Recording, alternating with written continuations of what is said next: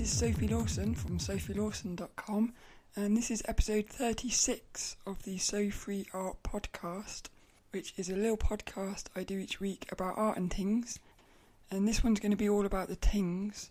It was going to be all about rest, because there wasn't a podcast last week, because after Inktober, which finished just over a week ago, I just needed like a rest, and I decided to not do anything for a week.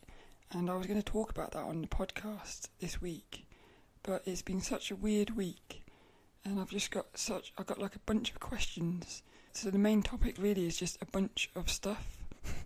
And then also got the little art tip, which is going to be all about gridding with light boxes. I shouldn't have done that. And then at the end, I wanted to talk about a little bit about an out-of-body experience. So I'm going to stick that at the end. But that's it really for what's coming up on this episode. You can find show notes and stuff at sophielawson.com. And I've also got a YouTube channel which you can find at youtube.com/Sophie Lawson. But if we get into the main topic, which is just a bunch of questions, and what I'll do is I'll just quickly go through some of the questions so you can get a feel for what sort of things it is. One of the questions is all about getting back to basics with art and finding out what to focus on with art. And really, that one's all about like, are we doing too many things that we shouldn't be doing? Because that's what I feel like is happening. And I just wondered if like other people are feeling that as well. Then I got the question of like, what the F are we doing? pretty much what are we actually doing? What are people doing? Which links in with that first one really.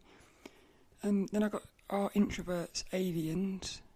I've asked before where do thoughts come from. I've asked that on a podcast before, but I've started wondering, are some thoughts other people's feelings and they're somehow getting into our head? So I'll talk about that. I wanted to talk about what is rest, because that's really something that has bothered me this past week. Then I was going to talk about, is our reality compromised? Is the subconscious an external source? And that's basically it, like, loads of little things like that. But if I start right at the beginning, so what happened was, during the last week of Inktober, it's really weird, I was very conflicted during Inktober. So Inktober was 31 days of drawing throughout the whole of throughout the whole of October. It was like every day you did a drawing, and I was doing a little drawing of little Sophie, which is my character, and I was also doing a more sort of realistic, it was almost like a realistic pencil drawing, but I was doing it with inks.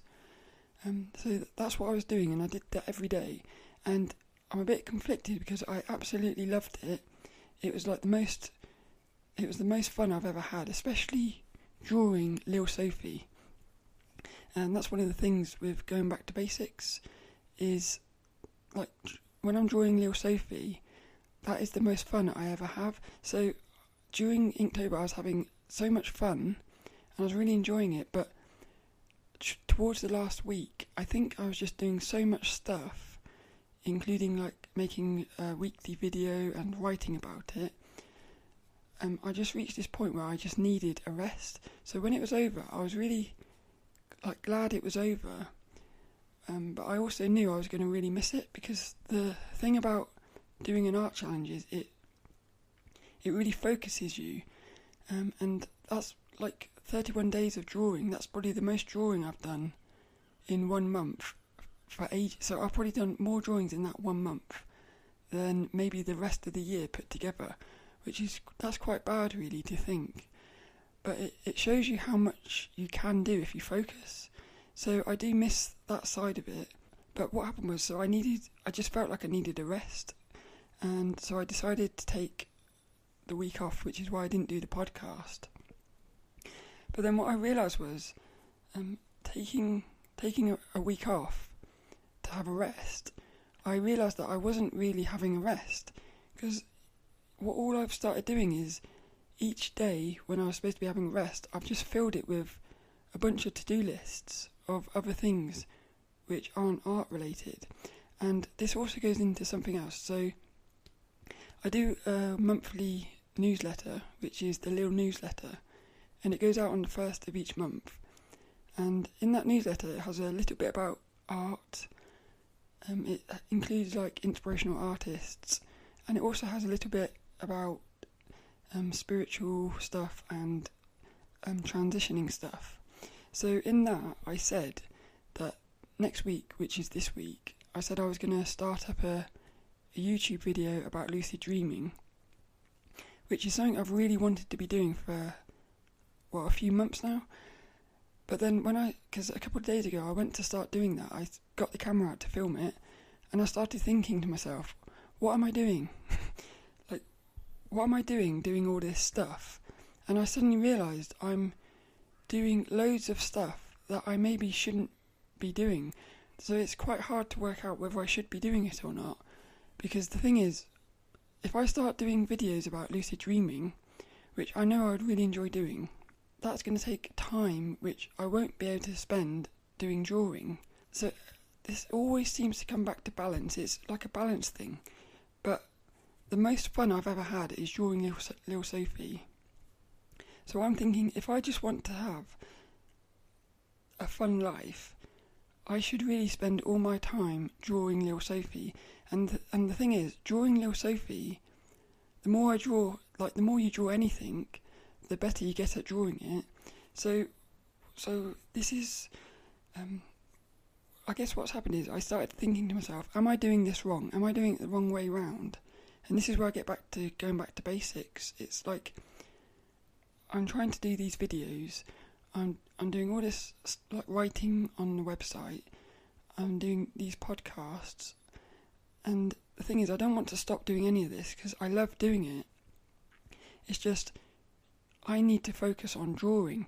So instead of doing all these other things like lucid dreaming videos, because I start thinking maybe all I should be doing is focus on drawing Little Sophie, which is where the fun is, and I can do all the other stuff, but the other stuff can come out of drawing Little Sophie, if that makes sense. So instead of saying I'm going to do videos, I'm going to do this, I'm going to do that, instead say all I'm going to do is draw Little Sophie, and then as I'm drawing Little Sophie, I can do videos based off of the things I'm learning as I'm drawing Little Sophie, and I can talk about things on the podcast as I'm learning, and also I can still talk about lucid dreaming on this podcast. And instead of doing videos dedicated to lucid dreaming, which is going to take time away from drawing, maybe just talk about lucid dreaming and stuff on this podcast, because maybe I have got it a really good way where I can talk about everything on this podcast instead of focusing on creating videos on lucid dreaming. Maybe I should just have lucid dreaming and stuff be part of this podcast, and maybe that is the best way to have the balance. So I just know that I have to focus on my art, and I think that it's really been bothering me this past week. And so what I'm going to do about this is there's this forum and website which has a load of courses on drawing, and it's called svslearn.com, and it's created by the person who runs Inktober, which is Jake.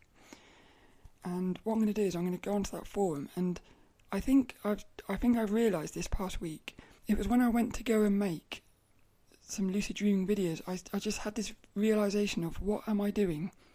This isn't what I should be doing, even though I really want to do it.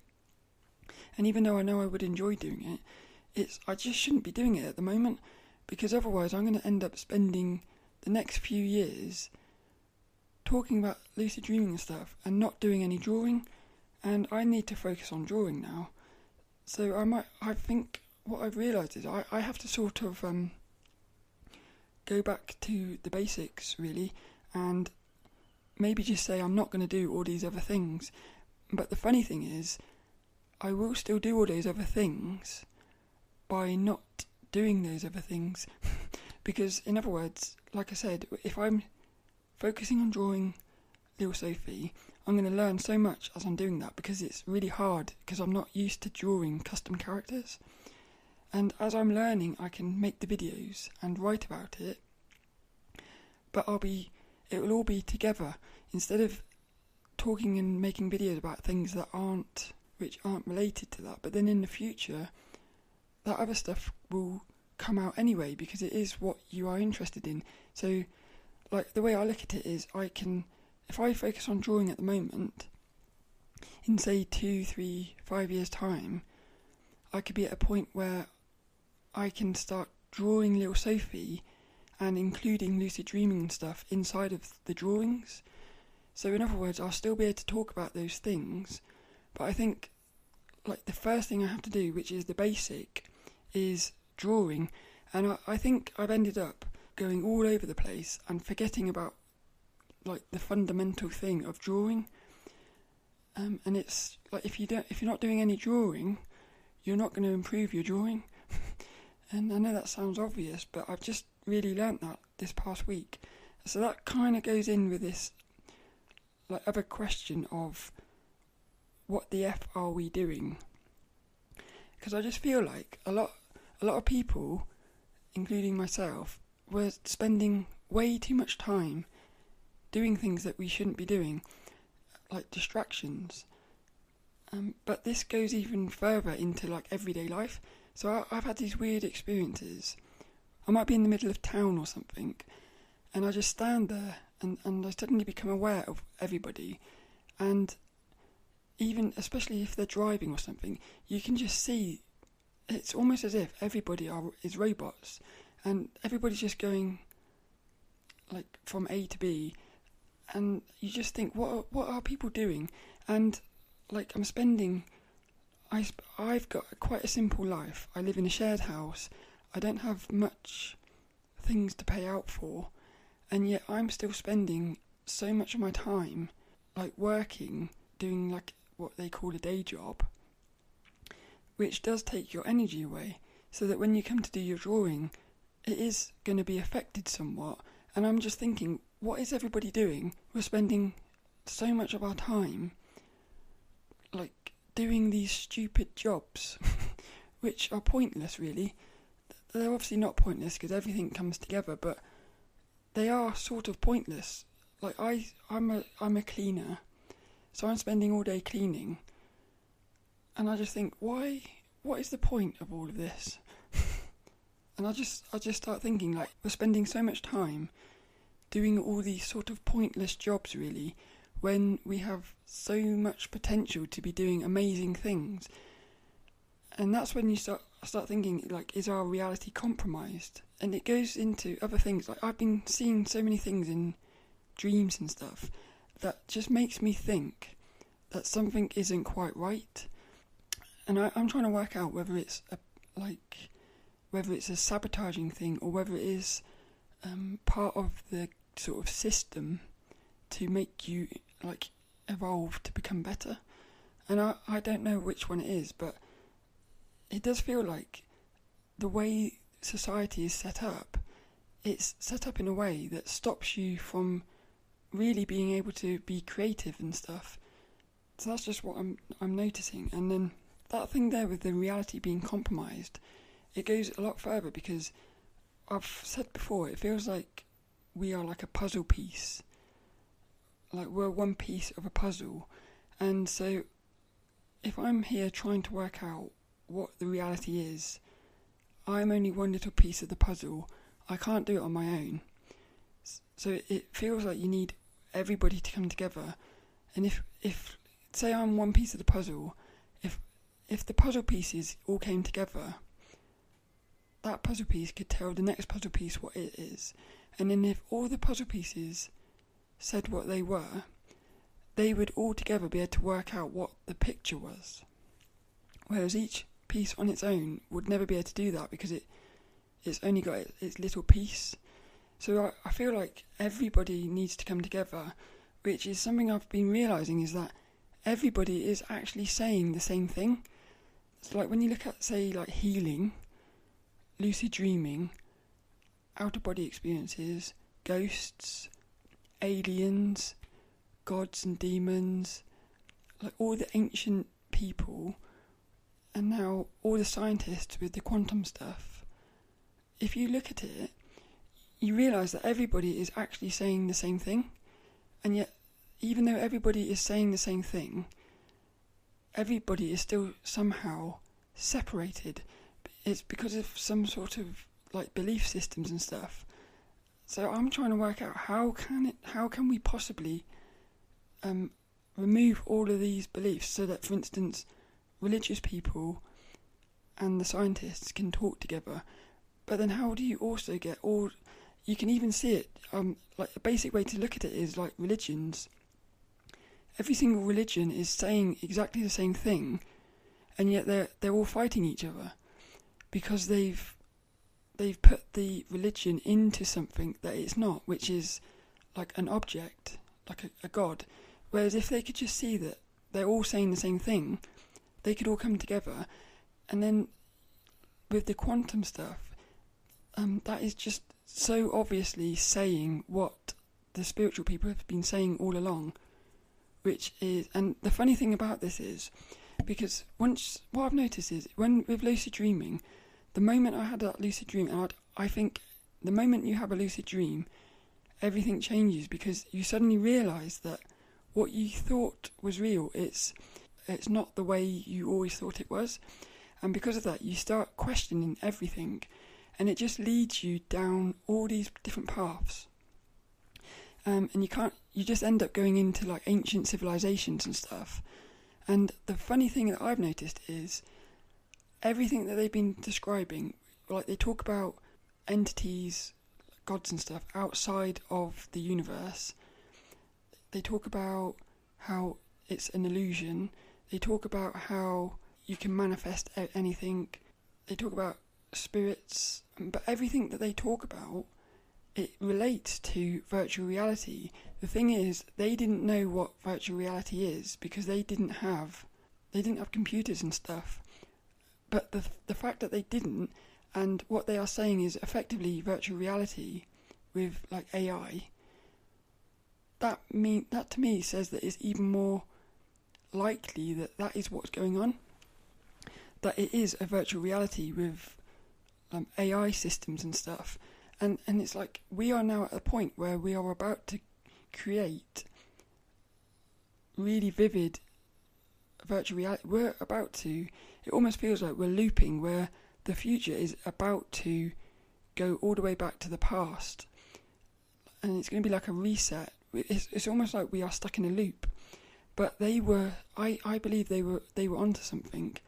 And the spiritual people, the scientists, are pretty much coming to the same conclusion, that we are probably inside of a simulation.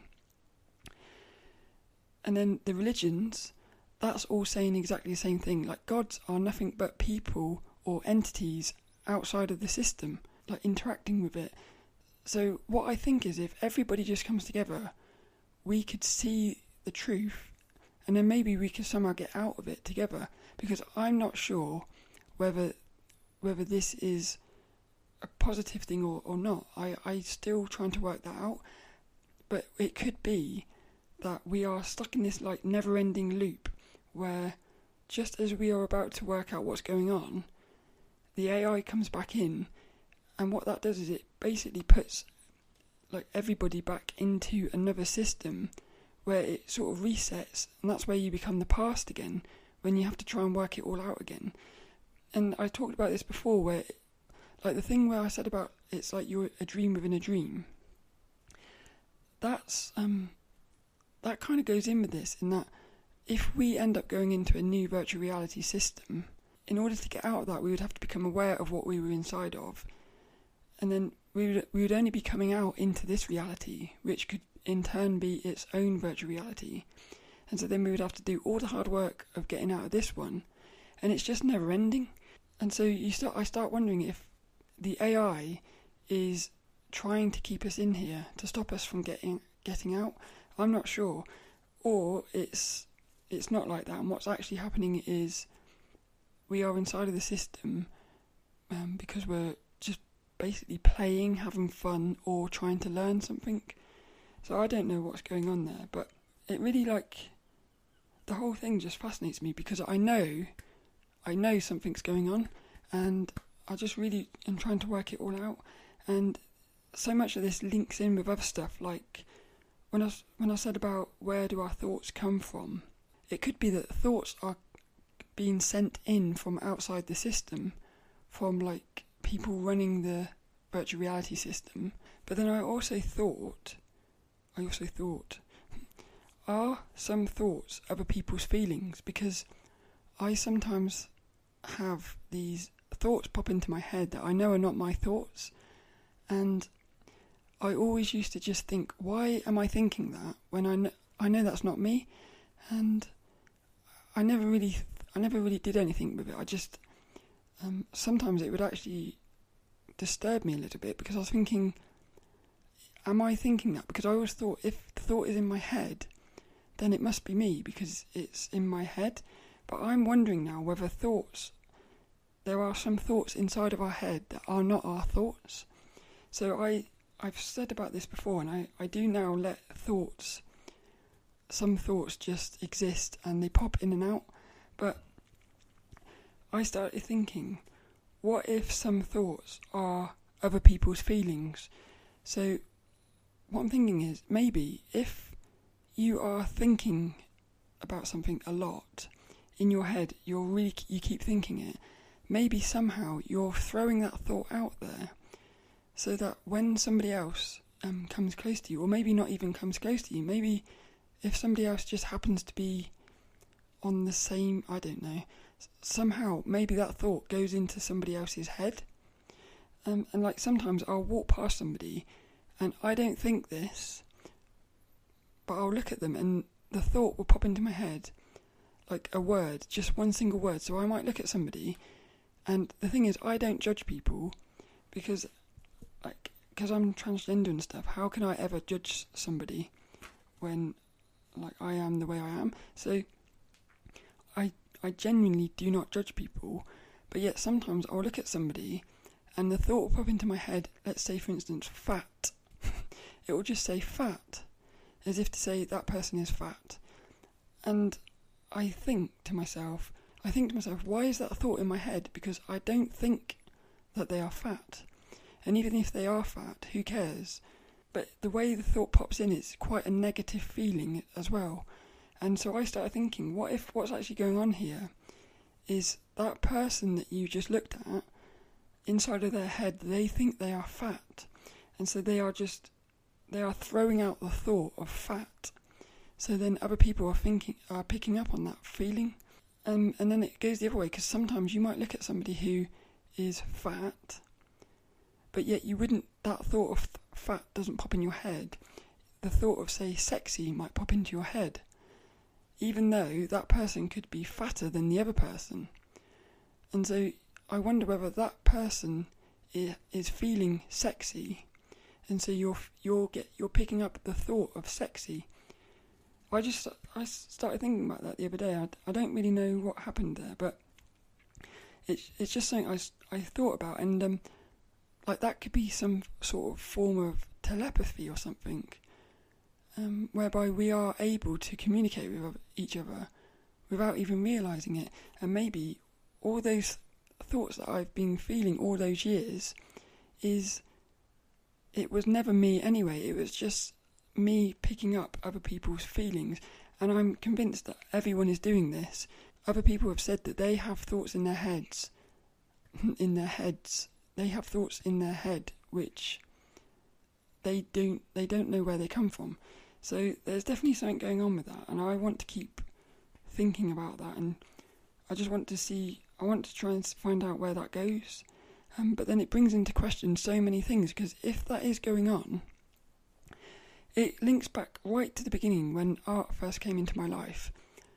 I was playing a video game and I got this insane urge to draw the character, and it made no sense, and it still makes no sense. But again, what if that thought came in from outside of the system because something said or something thought this one needs art, and it could happen to everybody. And I know it happens to everybody as well, that people will get this like feeling to do something, and it makes no sense, but then it will end up being one of the best things they ever do. And I start wondering, where are all these thoughts coming from? And that's what makes me think there is something much bigger than what we can see. But I'm trying to work out whether it is coming from outside or whether it's other people. It's confusing me, but I can feel that something's going on with that. And that sort of also links in with this other thing of, I've started wondering if the subconscious is an external source, like outside of the system. Because I've just always, since the very beginning, like when I was a little baby and stuff, or as long as I can remember, I've always had this feeling that there are two entities inside of me, and I always put that down to being transgender. So I always thought that like one part of it was a male, one part of it is female, and I just thought because I'm transgender that's what's happening. But the thing is, I've like accepted my gender, and yet I still feel this conflict inside of like two entities, it feels like. And you've got like one that's trying to sabotage you, like, and that's what I would consider the subconscious.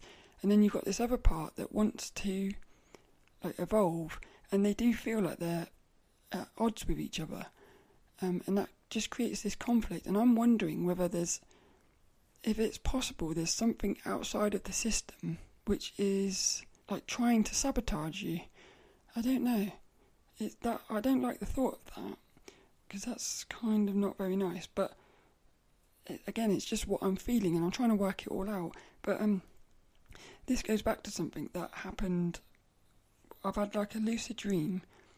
I've had a couple of dreams where this entity has come in, who I know it's not a human, but it takes the form of a human. And when it gets really close to me, it starts poking me, which as if it's like, it just feels like it's sabotaging me. And it feels like it is a representation of this self-sabotaging energy that's inside of me. And I spoke about this to my Reiki healer, and she actually said, which was quite weird, because she was doing the healing on me, which was a couple of weeks ago, and when the session finished, she went to the toilet to wash her hands, but she later said, because I revealed to her that I had been seeing this negative entity in my dreams, and I'm trying to work out what it is, because it just feels like it's not part of me. That's the way it feels, like it's something external. And she said that when she was doing the healing, this negative entity actually showed itself to her. And she said at first she thought it was nice, and then she suddenly realised, oh, that's not quite nice. So when she went to wash her hands, she wasn't actually washing her hands, she was trying to put positive vibes in to get rid of this thing. But I don't want to get rid of it, I want to understand it. And last night it actually came back, and it's the first time since that healing that I've felt that. So I'm trying to become lucid so I can talk to it, to try and understand what it is. But this makes me think it's an external source, because what happened was, I also spoke about this before, where I had a dream where a voice boomed out and said, "Where is your universe?" And the Reiki healer actually said that she had always felt that I'm not from this universe, which, this is where it comes into the introverts. Well, I started thinking, are introverts actually aliens? Because I've never ever felt like connected to people, and I've always struggled with that. I've always felt that's a negative thing. But again, because of the transgender stuff, I always thought what would happen is I would get in with a group of other transgender people, and that's where I'd feel connected. But one of the most disappointing things was when I joined a support group for transgender people, and I still felt slightly alienated there.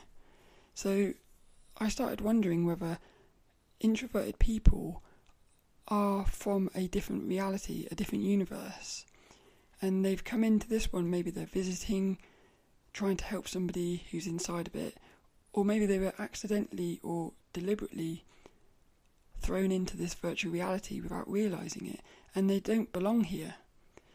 and there's this like fundamental and there's this like deep feeling where you know that you're not supposed to be here.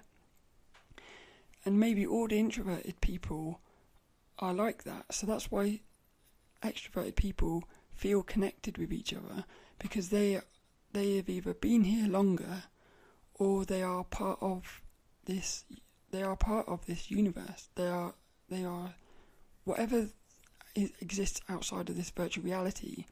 Maybe that's where they are from. But I've always said that I think each virtual reality is bigger, where you have multiple universes. So it might be that somehow there's a bunch of us that came from a different universe, and we've ended up inside of here, and we don't really belong here. It's mad, isn't it? I said this one would be a bit weird. I almost sound crazy to myself talking about this stuff, but I'm just trying to process it all, really. I can't remember if I spoke about what is rest in this podcast, but I would like to talk about that. So I'm going to bounce back to that, because I said I was going to spend the week resting. I did talk about this because I remember all the to-do lists. But the thing I started thinking was, I started trying to work out what actually is rest. Is rest not doing your work, or is rest not doing anything? Because you could have a week where you're not doing your work, but you're still doing loads of stuff.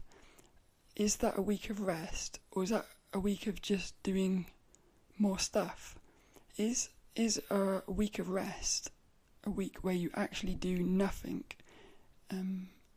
You actually do nothing, like proper nothing. And I don't think I've ever had a week of doing nothing, because every time I have a week of rest, I'm always filling it with doing stuff.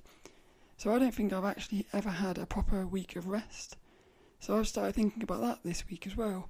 And the thing with that is, I've noticed it's actually quite hard for me to not do anything. I feel like I have to fill it with stuff, and I almost feel guilty if I am not doing something, because there's so much stuff I want to do, like make the videos and stuff like that, that it feels like if I just spend the day doing nothing, that feels like a waste. But maybe that would be good, to have a week doing actually nothing at all. Like, just spend the week waking up with no plans of what you're going to do. I've never done that. I don't think I've ever done that. I always wake up sort of knowing what I'm going to, or wanting to do things. But that seems so hard to do, because I don't know how you would not be able to do nothing. I'm going to have to try that. So I started wondering, what is rest? It's weird, isn't it? So that's it, really. I think I've bounced about all over the place. I hope some of that makes sense. I just can't help shake this feeling that there's something going on. And I always remember that first lucid dream I had, which it came from nowhere. And I remember waking up from that with this unbelievable feeling that the dream world it feels like the dream world has been created. And I never ever thought that was possible. But that was my overriding sensation, was that the dream world has been created. At which point, if it's been created, like, everything changes, and I have to ask, why has it been created? What is the purpose? So I just want to know if it's a negative or positive thing. And it might be that there is no... Well, yeah, negative and positive. Again, this goes back... How I said everything is related. This goes back to like the quantum thing, where you have these entangled particles of negative and positive. Like, that basically is what I think is going on. And that's where the conflict is. You have these two particles which are constantly wanting different things, but they belong to each other. So I'm wondering if the whole point of everything is to somehow get these two particles together to become one, to stop the conflict. But I don't know how you would do that. I need to look into quantum a bit more, because is it possible for positive and negative whatever they are inside of the quantum, is it possible for those two things to become one? Is that actually possible? What would happen if the two things come together? I'm going to look into that, because I just feel like that's what's going on at the base level, and it's coming out so that everything is doing the same thing. Everything is in conflict. It's fascinating. It really interests me, this, because like the further I get into this, the more I see how everything is related to each other, and I also realise that there is nothing. Like, I know I said sometimes, is this reality compromised in like a negative way, but even that, it wouldn't be a bad thing. And like the way I look at this, because during this year I had my first experience of PlayStation VR, virtual reality, and I came out of that, like, that really was quite it was quite amazing, but it also made me realise how it just made me realise how it could so easily be that we are inside of virtual reality. But then, if that is true, I started thinking, because I've been thinking so much about stuff, and I think when I'm playing a video game, or when anyone is playing a video game, you're playing that video game, and you're not even thinking about what the characters are thinking, because as far as you're concerned, they are just video game characters. They haven't got a conscience and stuff. But I've started thinking, what if video game characters and animals inside of a video game, what if they actually have got a conscience? So then think about that. You're going into a video game, you're going around killing all these like people, like killing animals in video games to level up your skills, and you're doing it without even thinking. But what if they are actually, they're somehow conscious? But then I start thinking, you're not, if you're going around in these video games killing things and stuff, but you're not doing it because it's bad, you're just doing it because you don't realise that they are conscious. Sometimes you do it, like sometimes you'll play a video game and you'll do really funny, like stupid things, like in Grand Theft Auto, for instance. I watch people play the game, like my nephew, he does these crazy things, like he'll run people over, and then, I don't even know, like just crazy things, like dragging people along the street and stuff. And if that was real, you would never do that, but because you're not thinking it could be real, you don't think about it. But that doesn't mean you're bad, because you don't realise. But then, imagine if you did suddenly become aware that that was going on, you would play video games completely differently.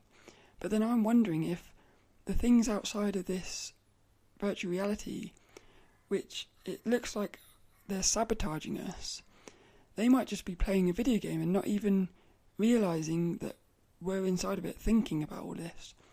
It gets really complicated, but I'm absolutely convinced that there is really something very deep going on here.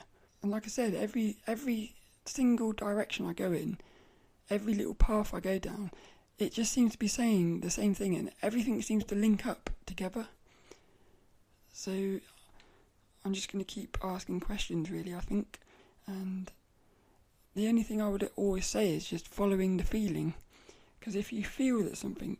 This is one of the good things about lucid dreams, is that you can actually go in and ask questions and try to find some answers. So I think we have got inside of us the ability to find answers. But like I said earlier, I think we are only one piece of the puzzle. We all need to come together and be asking these sort of questions, and then maybe we can find out what's really going on. And maybe that is the whole point of the game. Maybe the whole point of the game is it could almost be that there's two groups of people, or I've actually thought it could be that it's literally just two little positive and negative, say, I don't know what you would call them, like little spinning orbs or something.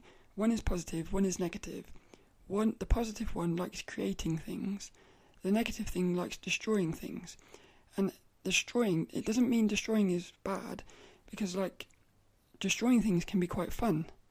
So it's not a good and bad, it's just a positive and a negative. One likes creating, one likes destroying. And the universe is based upon that.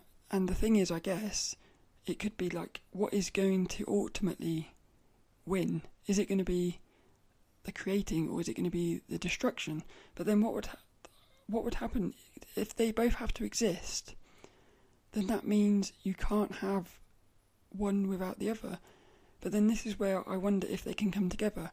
And then you could have, what would you have then? If they both come together, you would end up with nothing. You'd either end up with nothing or everything. Or maybe you'd end up with nothing and everything. It's interesting. I'm going to look into if it's possible for whatever they are called, those negative and positive things inside of the quantum. I'm going to look into if it's possible for those two to actually come together, or are they like magnets? They're constantly, forcefully throwing each other away. I'm going to look into that. But that's basically this week's podcast. It's a randomness one, emptying some of the thoughts in my head. And this all came about because of taking a week's rest. So maybe it's dangerous to rest because you start thinking crazy things. But that sound means it is time for this week's little art tip. And I think this is a really good little tip. And what happened was the tip is to use a light box when gridding a realistic pencil drawing. Or it could be anything really, like a realistic ink drawing or anything. So I always used to turn my nose up at the thought of gridding. And gridding is where you draw on a piece of paper a bunch of squares or lines of something so that you can break down a big reference image into smaller parts. And it makes it easier because you're only looking at little sections of it instead of looking at the whole thing. But I always turned my nose up at it because I thought it was like cheating. And that was until I read the book, Lee Hammond's book, Lifelike Drawings from Photographs or something. I'll put a link in the show notes. It's How to Draw Lifelike Portraits from Photographs, I think. And in that book, she introduced gridding, and at first I resisted it, but then I thought, well, I'm going to give it a go because it might be good, and I never looked back. And it isn't cheating at all. It's almost like putting stabilisers on a bike. It's just a way to help you. And I've spoke about it before. It's amazing how much that helps your ability to draw without a grid. So I think it's a really good thing. And you look at all the masters over the years. They were all gridding, and so it's not as if it's a new thing. They were all gridding, but they were doing it in different ways, like having string running from boxes in front of them so that they could break what they were looking at into smaller parts. So even back then they were finding ways to do gridding. But at first I was drawing the box on a piece of paper with a ruler and then drawing lines, but I was actually drawing the lines on the piece of paper that I was going to be doing the drawing on. And I was always struggling to get rid of those lines, because even if I went really light, it would still mark the paper and it would always show through in the final image, in the final drawing. So I thought, is it possible to do this with a light box? And it turns out it is, and the benefit of using a light box is you're not actually drawing the grid on your piece of paper. You're shining the grid, which you've drawn on a separate piece of paper, you're shining it through your piece of paper. And so you only use the grid at the initial stage when you're doing the line art. What it does is it just means that you can get the benefits of using a grid, which is to improve your accuracy, but you're not getting the lines all over the paper. So you're getting a nice, smooth, clean drawing at the end, but you've also had the benefit of using a grid. And it's just a little thing, but it makes a massive difference, and I've never looked back since using that. So I really recommend getting a little light box to do gridding, and they're not very expensive. You can get them for like £15 or something on the internet, and I just think it makes a world of difference. And I've put a little blog post together ages ago, which I'll link to in the show notes, and it sort of steps through how I make the grid and everything, because I found this really cool little website which you can put in your numbers, like how big you want the box is, and then you can print out basically any size grids you want. So that's all in that blog post. I can't remember what the website is, but I'll link to it in there, and that's basically how I do it. But the light box was probably the most important thing that I added into how I grid, because it really just made it less frustrating for me. And that's basically this week's little art tip. I was also going to quickly talk about a little out-of-body experience thing that I had. So I talked about, I think it was a couple episodes ago, I spoke about out-of-body experiences and stuff, and how I was trying to do it, but I was hitting this like fear barrier where every time I got close to doing it, because what I didn't realise was, but there's actually like body sensations which you get as you're drifting off to sleep, or if you're meditating, which they're actually signs that you're getting close to leaving your body. So I suddenly realised that was what was going on, but I got scared and I always pulled myself back. But this one night, it was last week I think, I was lying in bed. I just had a lucid dream, and I was lying in bed, and I suddenly got these sensations, and they got quite strong. It's like a vibration sensation, and it got quite strong, and I had this thought of, I can go out of body now. I knew that I could if I wanted, and I felt myself about to pull myself back, like scared to let go, and I thought, no, I'm going to go for it. And what I did was, and this goes back to something I said in a previous podcast about spinning, what I did was I just got this urge to throw myself into a backward spin, and I felt myself spinning, and as I started spinning, I popped. And what I've realised is, some of the lucid dreams I've had, which I thought were lucid dreams, I'm convinced now they are actually out-of-bodies. And I think the way you can tell is, I think an out-of-body experience is when the dream or the lucid dream feels it. That's, and the meditation as well. I think they're the ones when it feels more real than real, because some lucid dreams are not like that. Some lucid dreams, they still feel like dreamy, but some lucid dreams, like you can touch things and it actually feels like you're really touching it, and crystal clear vision as well. So what happened was, I went through that vibration bit and I popped into this place, and there was this lady in front of me with this unbelievable smile on her face. Like, it was just pure happiness in her face. And I was looking at her and I said, this is an out of body, isn't it? I'm in an out of body, aren't I? And I suddenly held her hand, and I could feel the fleshiness of her fingers and everything. And I just thought, this is unbelievable. And I just kept saying to her, this is an out of body, isn't it? And she was just looking at me with this unbelievable smile on her face, as if she knew something that I didn't. And what was happening in this vision was, as I held her hand, she was like skipping. She was holding my hand, skipping along, and we were just skipping along this grassy field. Pure happiness. That was the thing. It was just pure happiness, skipping along together. But her face was just so amazing. And the whole time I could feel her hand inside my hand. And that was the whole experience. It lasted, I don't know, it lasted about 30 seconds or something. It wasn't very long, but the whole time I could feel her hand inside of my hand. Pure bliss. Like the skippingness mimicked her face, like the happiness in her smile. And then I woke up and I thought, wow. So I think that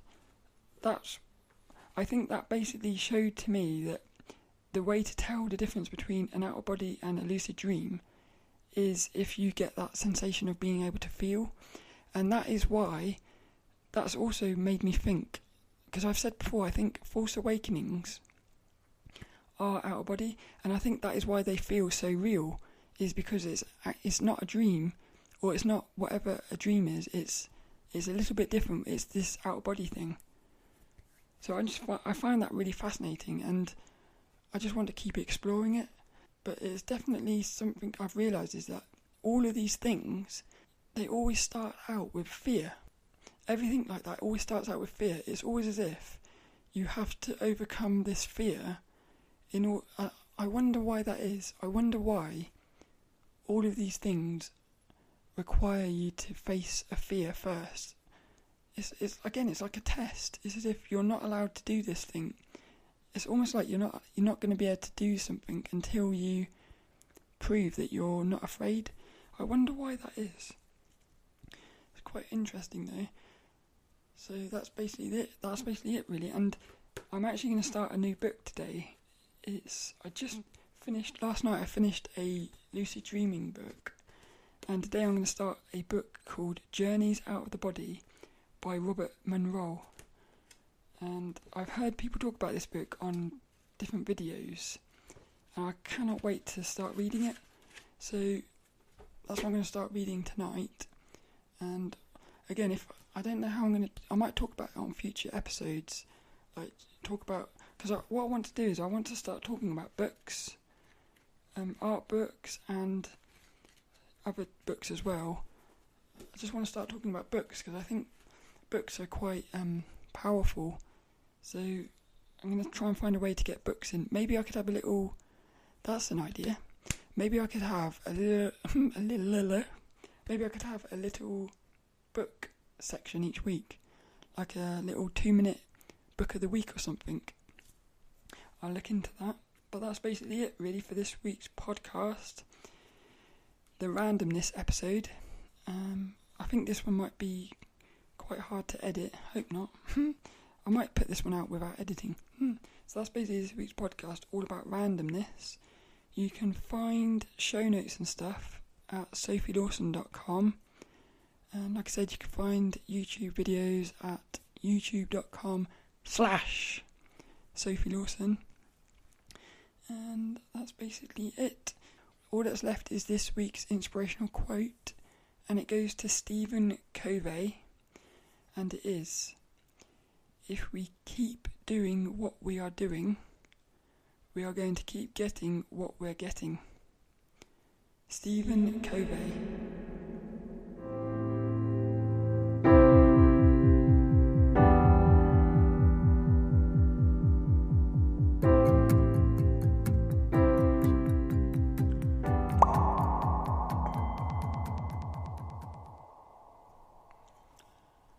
I need a wee.